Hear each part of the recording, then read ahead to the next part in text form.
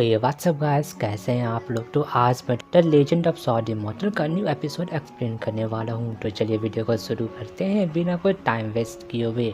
इसका पहले के एपिसोड में आप लोग को याद होगा कि हुआ क्या था। तो अंकल युनजी का जो जूनियर ब्रदर था जिसका नाम बाइसेंग था, उसने उस पर अटैक कर दिया था। लेकिन फैंग हाव के कारण जो अंकल युनजी था वो कम घायल हुआ था। तो हमारा एपिसोड शुरू होता है जहाँ पर युनजी उससे पूछ रहा था कि आखिर में तुम क्या इमॉर्टल क्लैन को बिट्रे करना चाहते हो, तुम यह क्या कर रहे हो बाइसेंग।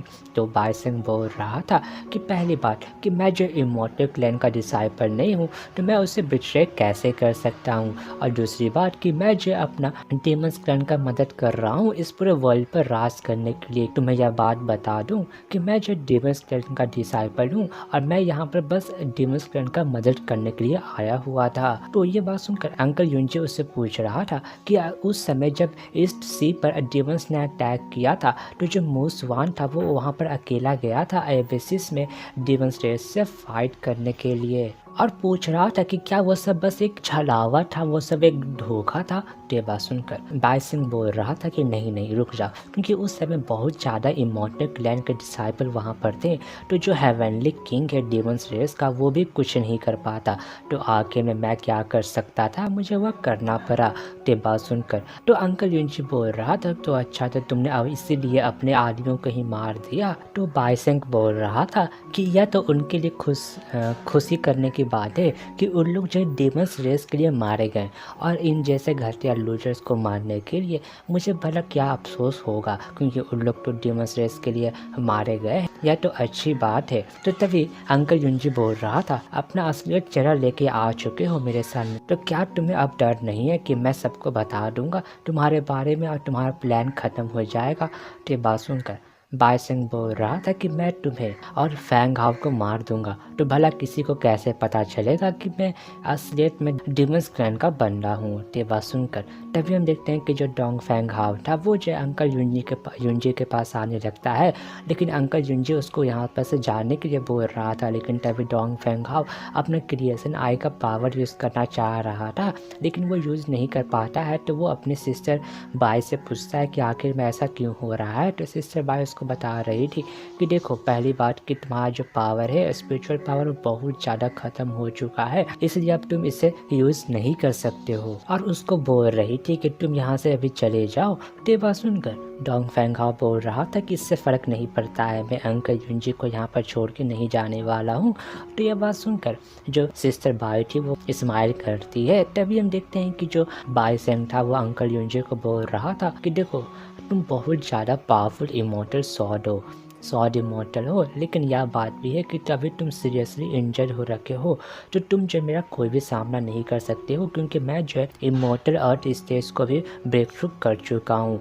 लेकिन हम देखते हैं कि अंकल युनजी नहीं सुनता है और फिर वो अपना फायर फोनिक्स से उस पर करने वाला था। तो देख कर बाइसेंग भी अपना आइस फोनिक्स वहाँ पर अपीयर कर लेता है, जहाँ पर हम देखते हैं कि वो दोनों फोनिक्स एक दूसरे से फाइट करने लगते हैं। लेकिन हम देखते हैं कि आइस फोनिक्स ज़्यादा पावरफुल था और वो उस फायर फोनिक्स को डिस्ट्रॉय करते हुए सॉर्ड में कन्वर्ट होते हुए अंकल युनजी पर अटैक करता है। लेकिन अंकल युनजी उसके अटैक से मुश्किल से बचता है, लेकिन तभी वो बाइसेंग उस पर फिर से अटैक करता है। तो यह देखकर जो अंकल युनजी था वो हेवनली बेल्ट टेक्निक का यूज़ करके अपने आप को प्रोटेक्ट तो कर लेता है, लेकिन अफसोस इस पर वो बहुत ज़्यादा घायल हो गया था। और फिर तभी हम देखते हैं कि जो बाइसेंग था वो अंकल युनजी पर फिर से अटैक करता है, लेकिन इस बार भी अंकल युनजी उसके अटैक से बहुत ज़्यादा मुश्किल से बच पाता है। लेकिन तभी हम देख रहे थे कि वहाँ पर फैंग हाव आ गया था, तो अंकल युनजी उसको बोल रहा था कि यहाँ से जाने के लिए, लेकिन तभी बाइसेंग बोल रहा था कि तुम यहाँ पर खुद से आ चुके हो, ये मेरा बहुत ज़्यादा समय बचाएगा।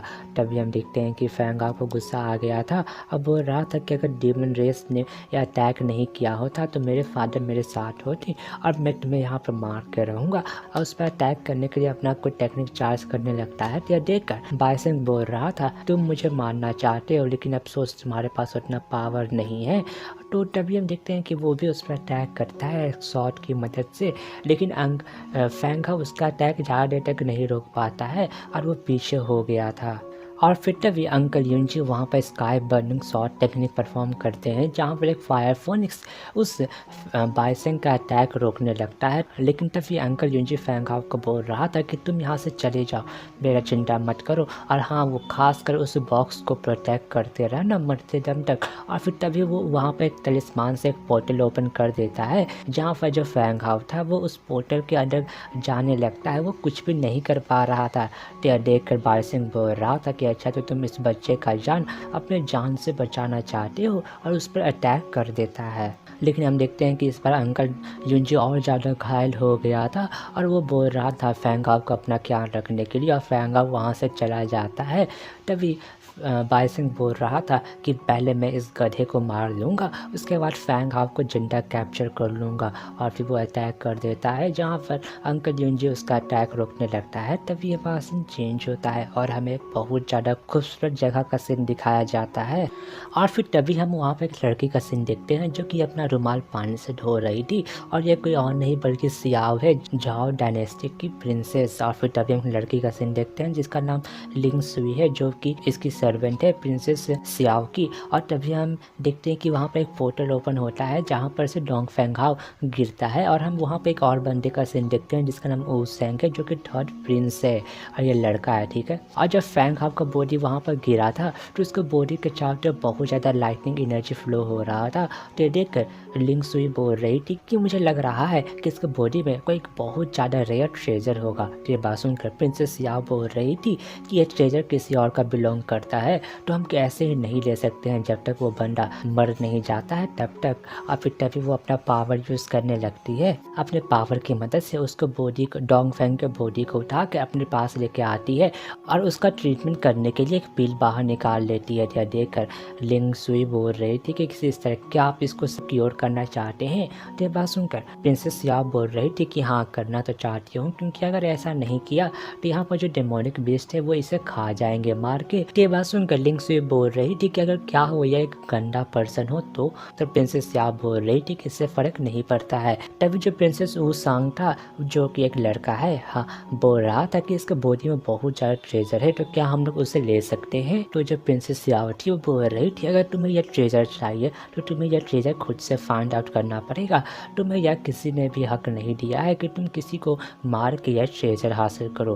तो बात सुनकर वो संग बोल रहा था कि इस तरह आप चिंता ना करें, मैं सबसे ज़्यादा टैलेंटेड बन रहा हूँ और मैं ऐसा नहीं करने वाला हूँ, और मैं फ्यूचर में इम्पीरियल आर्मी का लॉर्ड बनने वाला हूँ, क्योंकि मैं जल्द ही इमॉर्टल बन जाऊँगा। सियाओ बोल रही थी कि तुम बहुत ज़्यादा एरोगेंट हो। और फिर तभी वो उस पिल को फैंग हाओ के बॉडी के पास लेके जाती है, जहाँ पर वो पिल एब्जॉर्ब किया जाता है फैंग हाओ के द्वारा। तो तभी हम देखते हैं कि उन लोग जब वहाँ पर कुछ हर्ब्स खोज रहे थे, लेकिन तभी उन लोग को यह भी एहसास हो गया था कि जो डोंग फैंग हाओ का रिकवरी स्पीड है वो बहुत ज़्यादा है। तभी प्रिंस हुसैन प्रिंसेस सियाओ से पूछ रहा था कि आखिर में आपने इसको कौन सा इमॉर्टल पिल खिला दिया। तो प्रिंसेस सियाओ बोल रही थी कि मैंने तो बस एक नॉर्मल सा पिल खिलाया है। तो ये बात सुनकर लिंग सुई बोल रही थी कि इसका रिकवरी स्पीड एक इमॉर्टल पिल के कंज्यूम करने से भी ज़्यादा स्पीड है इसका, आखिर में यह कैसे हो सकता है। तो प्रिंसेस सियाओ बोल रही थी कि क्या इसके पास कोई पावरफुल इमॉर्टल बॉडी है। और फिर तभी हम देखते हैं कि वहाँ पर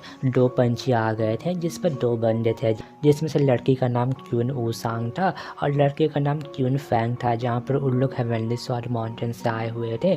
तो उन लोग को देखकर लिंग सुई बोल रही थी कि ये लोग तो हेवनली स्वॉर्ड माउंटेन से है, और मैंने सुना है कि जो क्यून फैंग है वो जो half step of immortal heavenly sword में पहुंच चुका है, और ये बहुत ज़्यादा पावरफुल है। तभी क्यून फैंग बोल रहा था फैंग हाओ को देखकर कि इसका जो पावर है बहुत ज़्यादा है, इसके पास ज़रूर से कोई इमॉर्टल ट्रेजर होगा।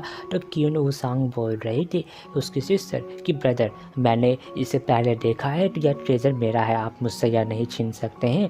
तो क्यून फैंग बोल रहा था कि ठीक है मैं इस प्रिंसेस को हैंडल करता हूँ, तुम उस ट्रेजर को लो। तभी लिंग सुई बोल रही थी कि यह जो प्रिंसेस है जाओ डायनेस्टिक की, तो तुम इस यहाँ पर कुछ भी घटिया काम नहीं कर सकते हो, तुम्हें संभल जाना चाहिए। ये बात सुनकर ट्विन फैंग बोल रहा था कि देखो यह एक सीक्रेट रिलम है और यहाँ पर अगर तुम्हें कुछ चाहिए तो तुम्हें वो लेना पड़ेगा, और उन लोग को वहाँ पर धमकी देते हुए बोल रहा था कि अगर तुम लोगों ने नहीं दिया तो मुझे ब्लेम मत करना मर्सी नहीं शो करने के लिए। तभी प्रिंसेस सियाओ बोल रही थी कि देखो हेवनली स्वॉर्ड इमॉर्टल के हाफ स्टेज पर हो तो तुम आखिर में किसे धमकी दे रहे हो। और उन लोग जो अपने दोनों साथी को बोल रही थी कि तुम इसका ख्याल रखो, मैं इसे हैंडल करती हूँ। और फिर तभी वो अपना कोई पावरफुल अटैक चार्ज करने लगती है। तो क्वीन फैंग बोल रहा था कि मैंने कभी भी नहीं सुना था कि जो प्रिंसेस है उसने टाई बॉडी को हासिल कर लिया, ये इंटरेस्टिंग है, उस पर अटैक करने के लिए चला जाता है। तो यह देखकर जो प्रिंसेस सियाओ थी वो उस पर रिवर टेक्निक से अटैक कर देती है। और इसी के साथ हमारा एपिसोड यहीं पर ख़त्म होता है और इसका नेक्स्ट एपिसोड जैसे ही ऑफिशियली रिलीज होगा मैं अपलोड कर दूंगा।